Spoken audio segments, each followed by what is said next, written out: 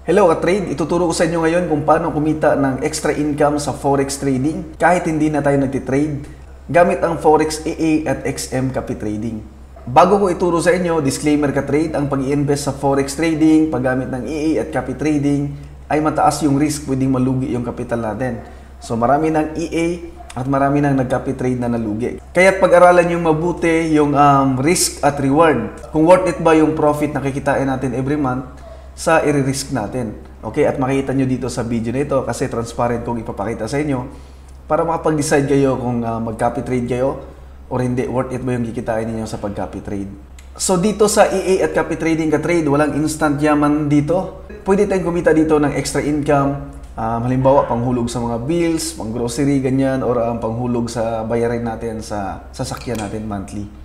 Okay, so para sa mga bago pa lang, ano ba ang forex trading? Ang forex trading, ito yung buy and sell ng mga pera. US dollar, euro, Japan yen, at marami pang iba. So nagba-buy and sell tayo. Halimbawa, mababa yung presyo. Kapag tumaas, bibenta natin. So doon kikita tayo. So pera yung binabuy and sell natin. Okay? So ano naman ang Forex EA? Ang EA or Expert Advisor, ito yung Forex Auto Trading Software or Program na automatic na siyang nagtitrade sa Forex. At meron na rin siyang built-in strategy na profitable. At syempre, marami ding EA na hindi profitable. Kaya itong ipapakita ko sa inyo, profitable naman ito. So tingnan nyo yung risk tsaka reward kung worth it bang mag-risk dito or mag-invest dito. Ang kagandahan sa Forex EA ka-trade, kahit hindi kayo marunong mag-trade sa Forex, EA na yung nagtitrade para sa atin. So tingin-tingin lang tayo sa cellphone natin sa mga trades natin. So kailangan natin bumili ng EA, medyo mahal din, at kailangan rin natin ng BPS. May subscription natin US dollar per month, so magastos. So ang kagandahan dahil merong copy trading, so hindi na natin kailangan bumili ng EA, hindi na natin kailangan bumili ng BPS. So ano ba ang copy trading? Sa copy trading kasi ka-trade, pwede nyo kopyahin yung trades ng ibang trader. Example ako, bumili ako ng EA, ginamit ko yung EA sa account ko, sa mga trades ko. So pwede nyo kopyahin yung trades ko. So, lahat ng trades ko, kukopyahin nyo. So, parehas tayo ng trades. Kapag nag-profit ako, mag-profit din kayo. Okay? At hindi lang yung EA yung pwede nyo kopyahin. Marami pang ibang traders na pwede nyo kopyahin.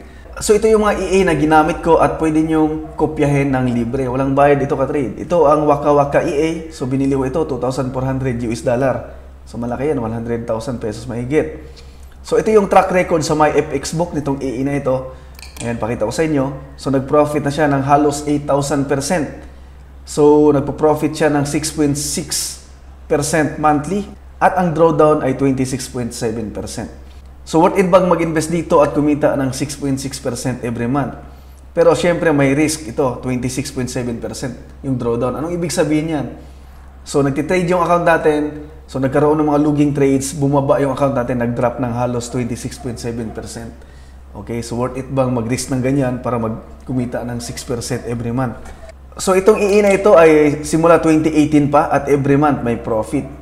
So nag-average siya ng 6.6%. So sa loob ng 2, 4, 6, pang 7 years ngayong 2024. So ito naman yung account ko na ginamitan ko ng Waka Waka EA. High risk settings ito. Kumita na ko ng 122%. 6.79% every month. So mataas lang yung drawdown kasi high risk yung settings na ginamit natin. 50%. Yung drawdown kasi dito, ang binabaan niya na kasi yung risk, kaya last year hindi lumaki yung drawdown. Low risk na lang yung settings dito. So ito yung result ko sa 1 year mahigit na paggamit nitong EA. So pwede rin kayong gumita ng ganito kapag nag-copy trade kayo sa account ko na ginamitan ko ng EA. So merong mga settings itong Waka Waka EA, merong high risk settings. So ito yung ginamit ko na medyo mataas yung drawdown. So mataas yung risk, malaki yung profit. Meron namang significant risk, 80% per year. Mid risk, 40% per year. Low risk, 20% per year. Mas mababa yung risk, mas maliit yung kita. 20% per year yung low risk, pero mababa rin yung risk. So, maliit lang yung sa capital natin na nagagamit sa pagtitrade. Okay, so kayo nang bahala mamili kung alin. So, meron tayong copy trading yan. Lahat yan. Okay, so dito sa baba, makita nyo man dito, nandito yung Facebook page ng 214K EA. Kung gusto nyo mag-copy trade, mag-message lang kayo dito. Libre lang naman, walang bayad. Tapos sabihin nyo lang kung anong settings yung gusto nyo i-copy trade. So ang pangalawang EA na ginamit natin, ang King Robot AI. So dito pwede tayong kumita ng 10% up to 100% per month. So depende niyan kung anong risk yung gagamitin natin. High risk, mas malaki yung kita. Okay, so ito yung track record ng EE na ito. So naka 1 year na siya sa MyFX book, kumita na siya ng halos 1,000%. So ito malaki yung monthly, 21.43% yung kinikita at mababa lang yung drawdown, 15.82% lang. Okay, so kung naguguluhan kayo sa drawdown, i-search nyo sa Google or sa YouTube para mas maintindihan niyo. Kasi ito yung, dito natin makikita kung mataas ba yung risk. Mas mataas yung drawdown, mas mataas yung risk na malugi yung account natin. Mas mababa, mas safe. Okay?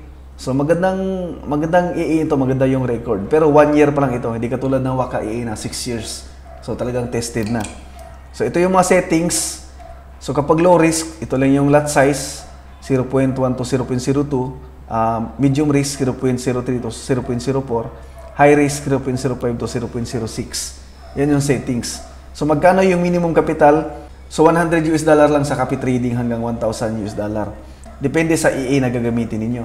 So sa Waka Waka EA, $100 lang. Dito sa King Robot, $200 yung minimum capital para makapag-copy trade. Okay, so mag-message na kayo dito sa 214K EA Facebook page. So disclaimer ulit tayo ka-trade, hindi ito quick rich scheme. Mataas yung risk sa paggamit ng EA at copy trading. Kahit 6 years na yung EA natin, pwede pa rin malugi yung capital natin. Kaya tingnan niyo yung risk at reward. Kayo nang bahala kung mag-invest kayo, basta huwag niyo namang invest lahat ng pera ninyo. So try niyo munang maliit, okay? So yun lang, maraming salamat.